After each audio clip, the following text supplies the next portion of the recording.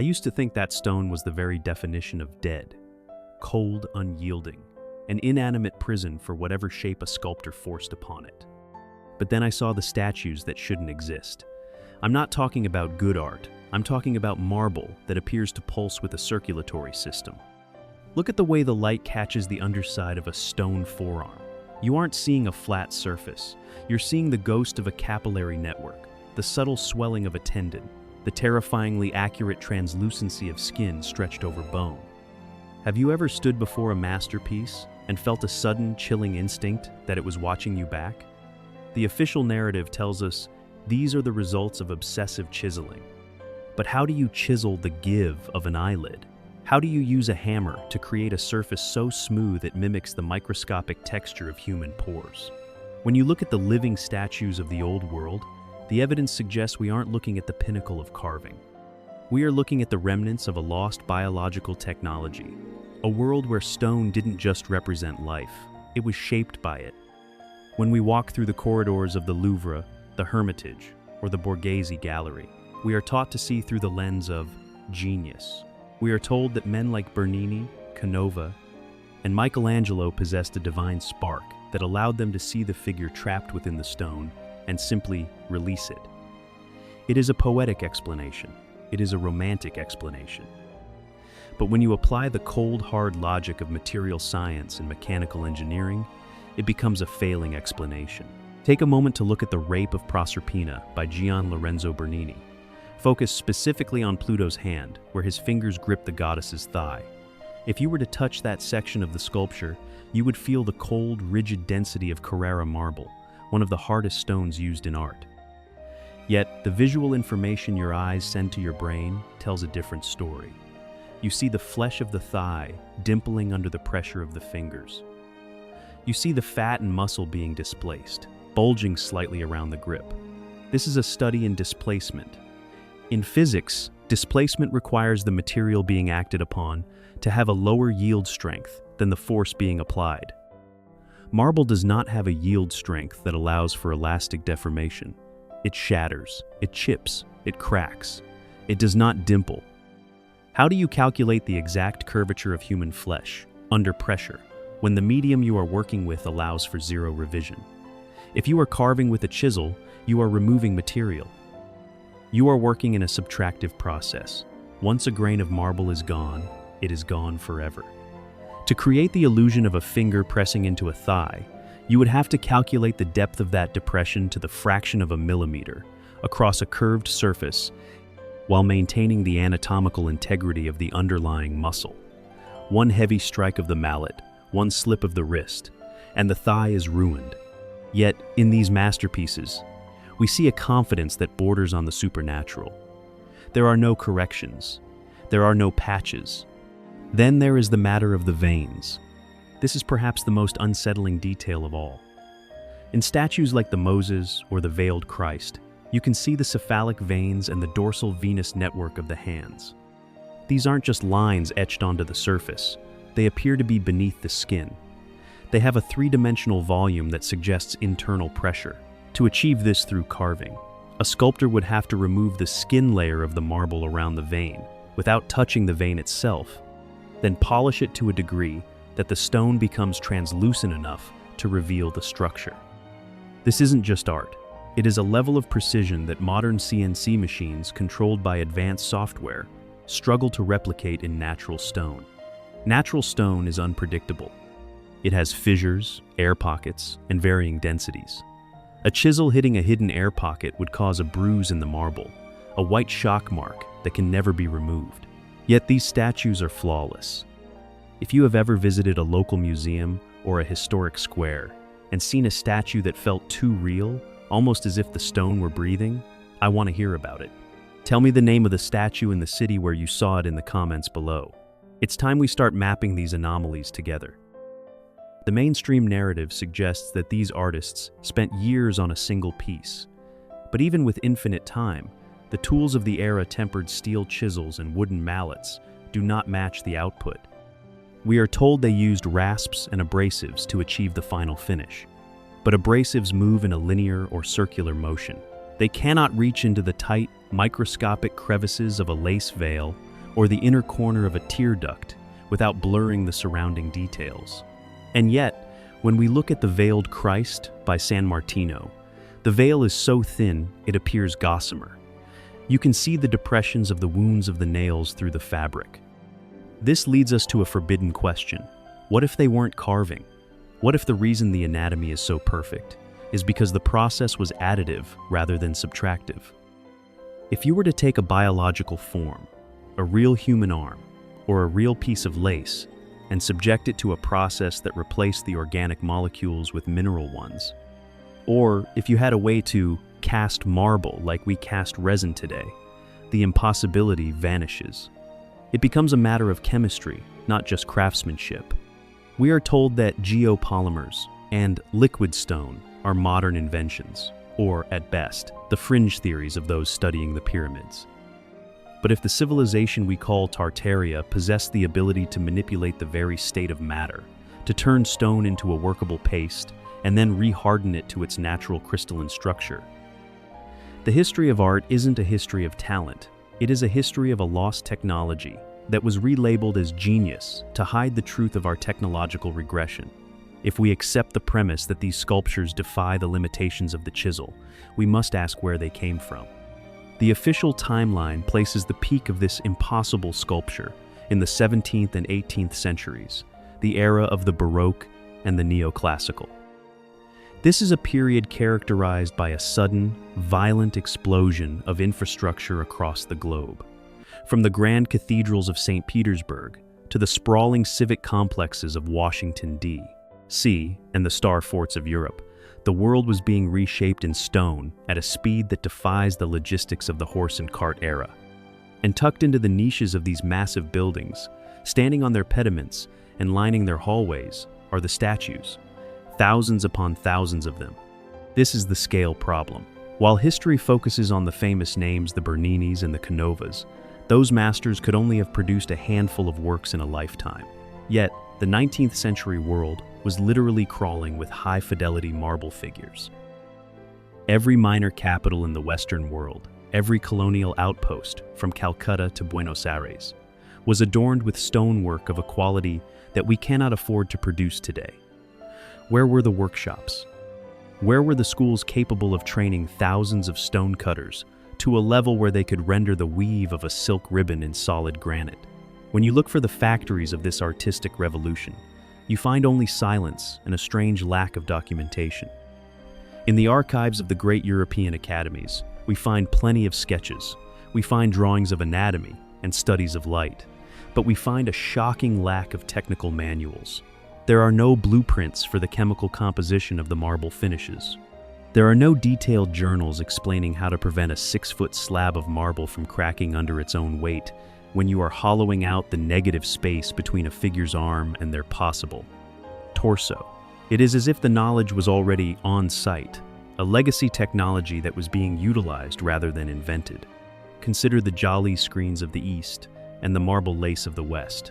In the Taj Mahal and across the temples of India, there are marble panels carved into intricate, interlocking geometric patterns. These screens are often less than an inch thick, yet they are structurally sound. To carve these by hand, you would need to vibrate the stone with a hammer and chisel.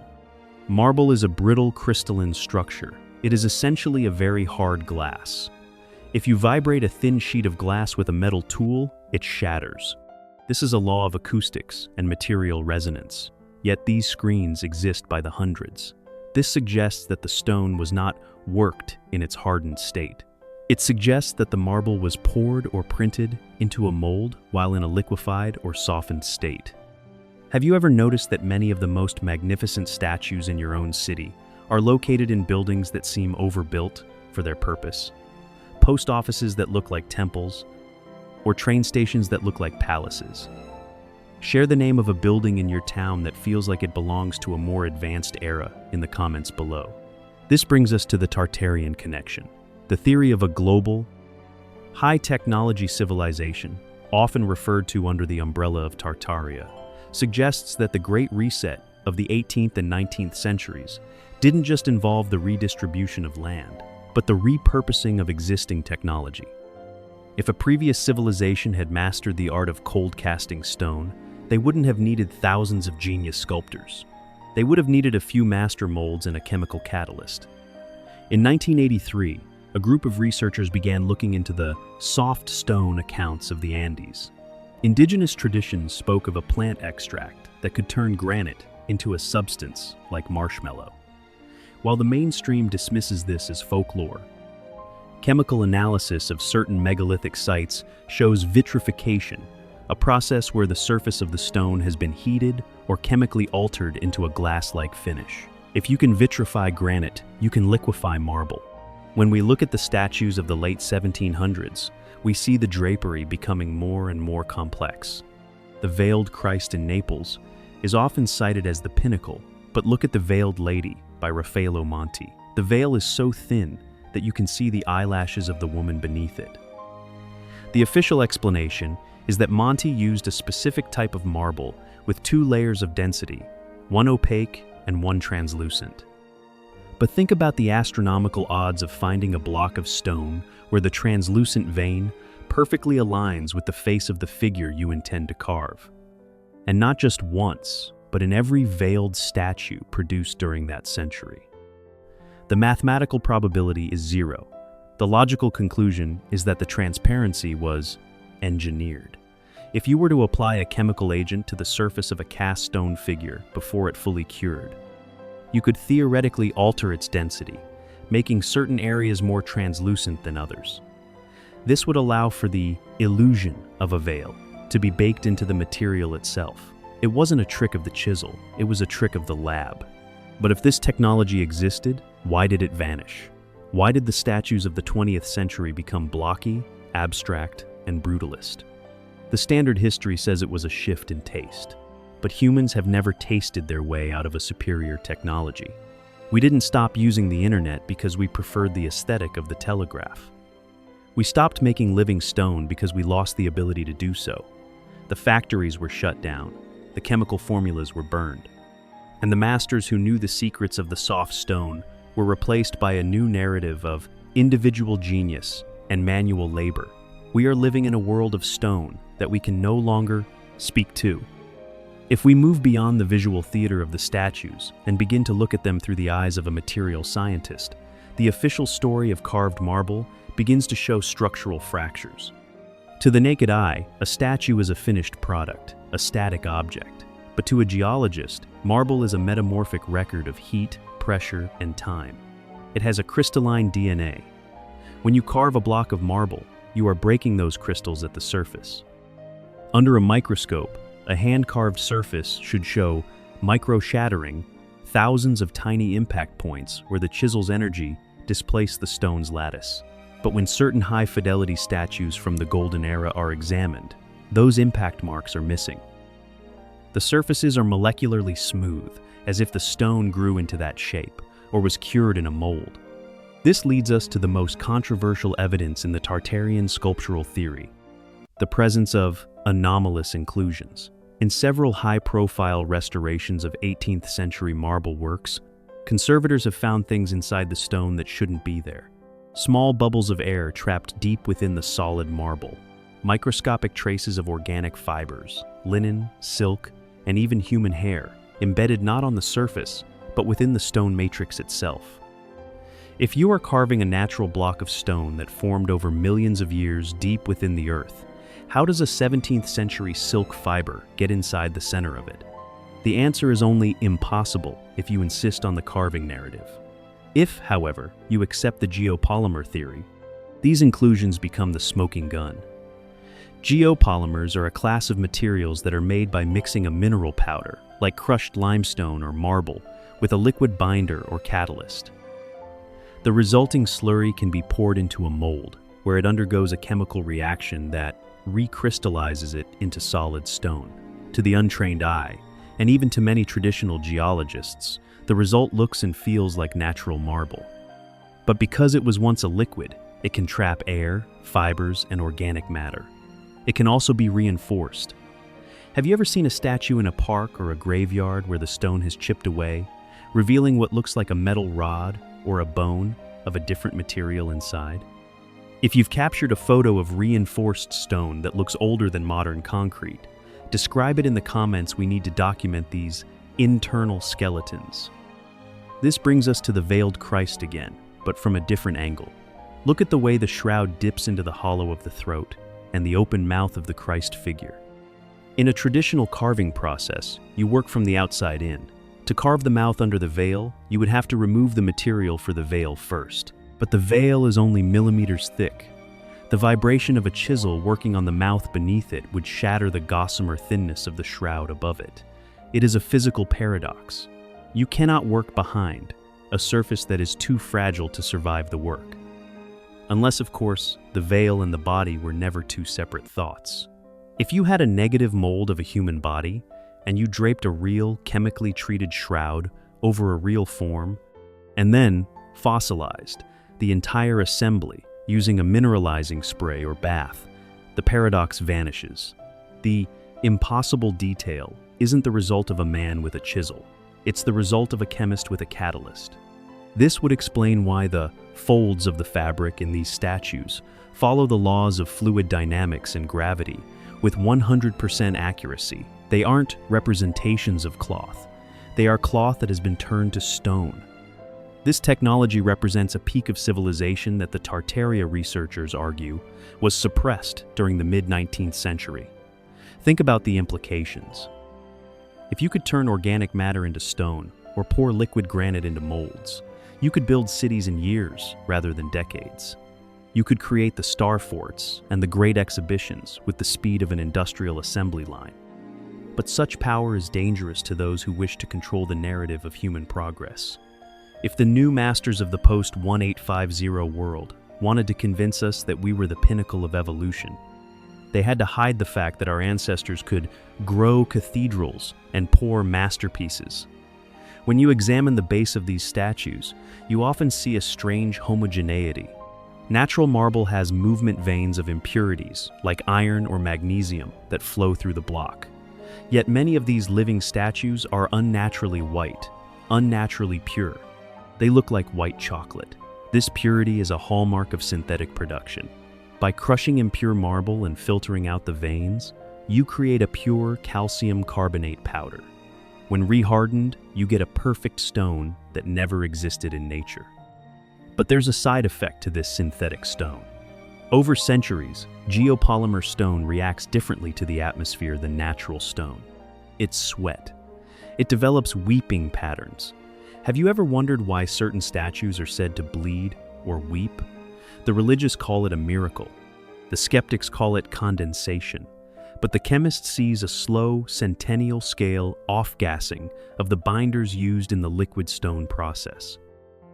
The ghost in the crystalline matrix is trying to escape, reminding us that the stone we are looking at was once something else entirely. We aren't looking at art. We are looking at a stilled moment of a technology that was once as common as 3D printing is today, and just as quickly forgotten. If the physical composition of these statues points toward a lost chemical process, the official tools of the trade point toward a logical dead end. We are told that for nearly 2,000 years, from the height of the Roman Empire through the end of the 19th century, the toolkit of the sculptor remained essentially frozen in time.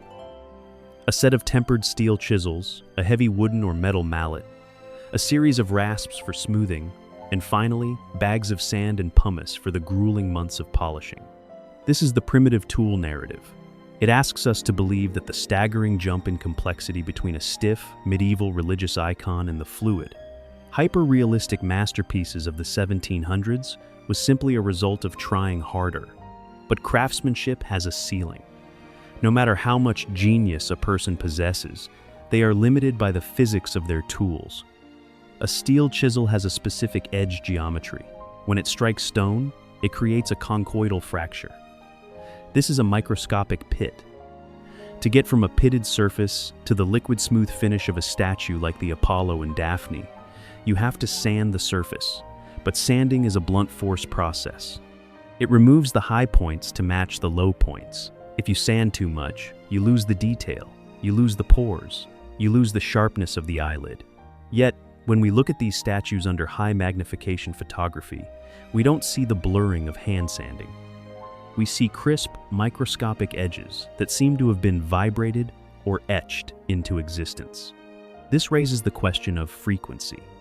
Every material has a resonant frequency, the note at which it vibrates. If you can hit that frequency, the molecular bonds of the material begin to loosen. Modern ultrasonic machining uses high-frequency vibrations to cut through the hardest substances on Earth, including diamonds and sapphires, with the ease of a hot knife through butter. Is it possible that the chisels of the Tartarian era weren't just pieces of metal, but sonic resonators? In many ancient depictions of builders or craftsmen, we see them holding strange wand-like objects or tuning forks. Mainstream archaeology calls these symbolic scepters or ritual items. But in the context of a technologically advanced past, these could be the missing link. If you could tune a hand tool to the frequency of marble, you wouldn't need to beat it into submission. You would gently guide it as the stone turned to a soft, workable paste exactly where the tool touched it. This would explain the no hesitation phenomenon. It would explain why we see no evidence of correction or reworking in the most complex sections of these statues. The artist wasn't fighting the stone, they were singing to it. If you've ever seen an ancient tool in a museum that looked more like a piece of technology than a simple hammer, something with strange engravings or an unusual shape, tell us which museum and what it looked like in the mind. Comments. We might be looking at the keys to the old world right in plain sight. This theory of sonic softening bridges the gap between the geopolymer, molding theory, and the carving narrative. It suggests that perhaps some statues were carved, but in a state of matter we no longer recognize. It also explains the scoop marks found in ancient quarries across the globe, from the unfinished obelisk in Aswan, Egypt, to the granite cliffs of Yangshan, China. These marks don't look like the result of a chisel hitting stone thousands of times. They look like a giant spoon was dipped into a tub of ice cream. The stone was softened, removed, and then allowed to reharden. But why the secrecy? Why would such a transformative technology be hidden from the masses? The answer lies in the power of architectural sovereignty. If the average person or a fringe civilization like Tartaria could easily manipulate stone, they could build impenetrable fortresses, free energy collectors, and grand monuments without the need for a massive, centralized labor force. They would be independent of the empire. By removing the knowledge of sonic and chemical stone manipulation, the New World Order of the late 19th century forced humanity back into the labor trap. They turned construction into a grueling, expensive, and slow process that only the wealthiest institutions could afford. We see the remnants of this transition era in the late 1800s. Suddenly, the statues start to change. The veiled effects disappear. The soft tissue realism fades into the classical revival, which is much more blocky and simplified. We are told this was neoclassicism, a return to the purity of the Greeks. But the Greeks themselves were likely using the tail end of this technology. The real reason for the shift was that the catalysts and the resonators were being confiscated. The old world factories were being demolished in the Great Fires that swept through nearly every major city between 1850 and 1910, Chicago, Boston, St. Petersburg, Constantinople. These weren't accidents, they were urban cleansing operations to remove the evidence of the previous iteration of technology. When the smoke cleared, the new schools of art were established. They taught the hard way. They taught that marble was an enemy to be conquered with pain and time. They glorified the struggle of the artist, because the struggle itself became the proof that no other way existed. We began to worship the genius of the individual, because we were no longer allowed to understand the science of the civilization. Even the way we restore these statues today hints at a hidden truth. Modern restorers often use chemical vapors to consolidate crumbling stone. We are using a low-level version of the very technology that created them, yet we refuse to admit the ancestors had the high-level version. We look at the Nike of Samothrace and marvel at the wind blowing through her stone garments. We are told the artist was inspired, but inspiration doesn't move stone. Physics moves stone. If the fabric of the Nike's dress follows the mathematical perfection of a vortex or laminar flow, it's because the stone was likely subjected to those very forces while in a plastic state. The statues are frozen frequencies. They are the echoes of a world that understood the harmony between sound, chemistry, and matter. When you look at the bulging vein in the arm of Michelangelo's David, don't just see a piece of art. See a biological blueprint that was transferred into stone through a process that bypasses the limitations of the human hand. The David isn't a victory of the chisel, it is a survivor of a lost laboratory. And the silence of the academic world regarding these technical impossibilities is the frequency that keeps the truth from vibrating into our collective consciousness. The final piece of the puzzle isn't found in the beauty of the statues, but in the suspicious timing of their death. If the history of art were a natural progression, we would see the techniques of the 18th century, the transparency, the soft tissue compression, the anatomical fluidity, evolve into even more staggering achievements in the 20th century. With the advent of electricity, diamond-tipped precision tools, and laser scanning, we should be living in a forest of hyper-realistic marble. Instead, we see a great regression. By 1920, the ability to make stone appear as soft as skin had almost entirely vanished from the professional world. We are told this was modernism, a conscious choice to move toward abstraction and truth to materials. But you don't choose to lose a superpower. You lose it because the source is cut off. This is the era of the final erasure. Between the mid-1800s and the early 1900s, the architectural and sculptural landscape of the world underwent a systematic sanitization. This is the period of the great exhibitions and World's Fairs: Chicago 1893, St. Louis 1904, Paris 1900. These fairs were not built as temporary attractions. They were the final grand openings of inherited Tartarian cities. And when the fairs ended, these magnificent structures filled with impossible statues and stonework were dynamited and burned. We are told they were made of staff, a temporary mixture of plaster and hemp. But if they were temporary, why do the few surviving pieces, like the Palace of Fine Arts in San Francisco, require massive effort to maintain as solid stone? They were built to last forever, but they were destroyed to prevent us from asking where the technology came from. The statues we see today in museums are the selected survivors. They are the pieces that could be semi-plausibly explained away as the work of lone geniuses. The rest, the truly impossible, the mass-produced living stone that lined the streets of the old world, was ground into rubble to pave the roads of our new, reset civilization. This is why the documentation is missing. The workshop records of the Renaissance didn't just get lost, they were curated. We were left with the art history version of events, a narrative that emphasizes the soul of the artist while ignoring the specs of the machine. What do you think is the real reason we stopped building with such grandeur? Was it truly a change in taste, or were the blueprints for a better world taken from us? Let's debate the Great Reset of the 1900s. In the comments below, your theory might be the one that fits the final gap. But the truth has a way of leaking through the cracks. In the late 20th century, modern materials science accidentally rediscovered the geopolymer path. Dr. Joseph Davidovits, the father of modern geopolymer science, demonstrated that the blocks of the Great Pyramid weren't hauled from miles away, but poured on site using a synthetic stone mixture. When he presented his findings, the academic wall went up. He was dismissed, ignored, and ridiculed. Why?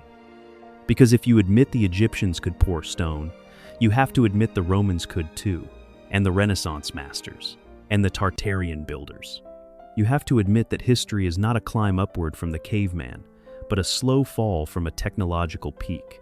Today, we are beginning to see the return of the soft stone, but it is hidden under the guise of high-tech innovation. We now use 3D bioprinting and liquid marble polymers. In high-end manufacturing, we are doing exactly what the old world did, but we are doing it with wires and computers, whereas they did it with frequencies and chemistry. They had a biodigital technology that didn't require a power grid. It required an understanding of the natural resonance of the earth. This is why their statues seem to pulse. They were created in harmony with the crystalline structure of the planet, not in defiance of it. When you look at the veiled Christ or Bernini's Pluto one last time, don't see them as relics of the past. See them as messengers from a future that was stolen from us. They are physical proof that we once knew how to make the hard world yield. We once knew how to turn the dead stone into a mirror for the living soul. The statues aren't made of marble. They are made of a forgotten sovereignty. They stand in our museums like still giants, waiting for a generation that is brave enough to look past the chisel and see the catalyst. The official narrative is a veil, much like the one carved by San Martino.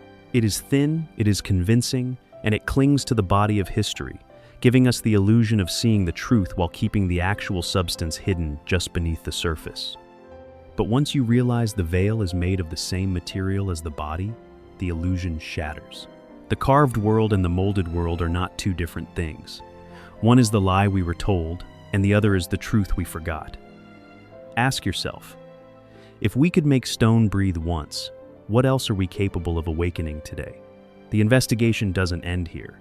The evidence is carved into every impossible pillar and living face in your city. It's time to stop looking at history and start reading it. Because the stone is talking. The question is, are we finally ready to listen? If you've made it this far, you're ready for the deeper dive. Subscribe and hit the bell to join us in the next chapter as we uncover the power plants of the old world, the buildings that didn't just house the statues, but powered the civilization that created them. The truth is set in stone, and we are just getting started. Thank you for watching this video. Click here to watch another video that might interest you.